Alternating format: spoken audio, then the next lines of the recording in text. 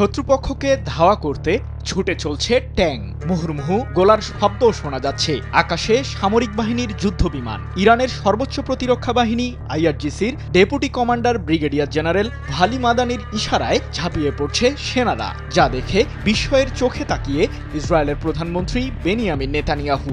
সামরিক মহড়ার মাধ্যমে কি বার্তা দিচ্ছে মধ্যপ্রাচ্যের দেশ ইরান?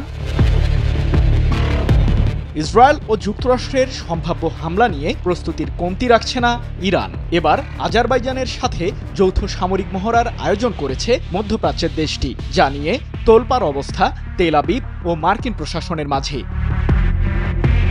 আজারবাইজানের দক্ষিণ পশ্চিমাঞ্চলীয় অঞ্চল কারাবাখে শুরু হয়েছে 4 দিনব্যাপী যৌথ সামরিক মহড়া। অংশ নিয়েছে ইরানের ইসলামিক বিপ্লবী গার্ড কর্পস আইআরজিসি ও আজারবাইজানের সেনাবাহিনী। আরাশ 2025 নামের এই মহড়া চলবে আগামী 21শে মে পর্যন্ত। নেতানিয়াহুর বুকে ভয় ধরিয়ে দিতে ইরান ও আজারবাইজানের এই সামরিক মহড়ায় অংশ নিয়েছে আধুনিক সমরাস্ত্র।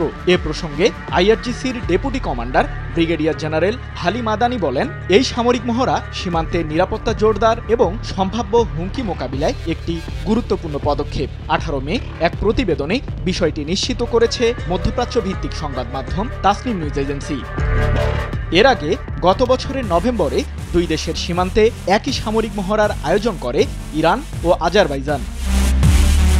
সম্প্রতি ওমান উপসাগরের চাবাহার বন্দরে যৌথ নৌমহড়ার আয়োজন করে ইরান, যেখানে অংশ নেয় চীন ও রাশিয়ার সামরিক বাহিনী। সমুদ্রে শত্রুপক্ষের বিরুদ্ধে শক্ত ঢাল তৈরির উদ্দেশ্যেই এই মহড়ার আয়োজন করে তেহরান।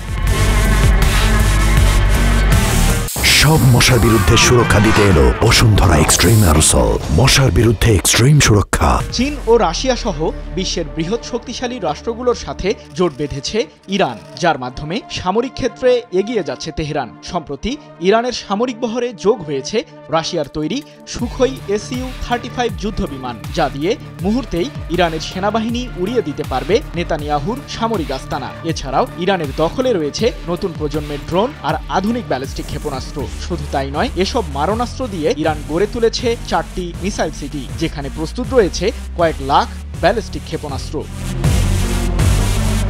ইরানের সামরিক প্রস্তুতি দেখে দেশটিতে হামলা চালাতে বারবার ভাবছেন মার্কিন প্রেসিডেন্ট ডোনাল্ড ট্রাম্প ও নেতানিয়াহু। ইরানকে ঘিরে রণকৌশল সাজাতে ব্যস্ত সময় পার করছেন ইহুদিবাদী দুই নেতা। তবে আঞ্চলিক স্থিতিশীলতা রক্ষার্থে নিজে থেকেই সামরিক সংঘাতে জড়াবে না ইরান, এমন দাবি দেশটির সর্বোচ্চ মহলের।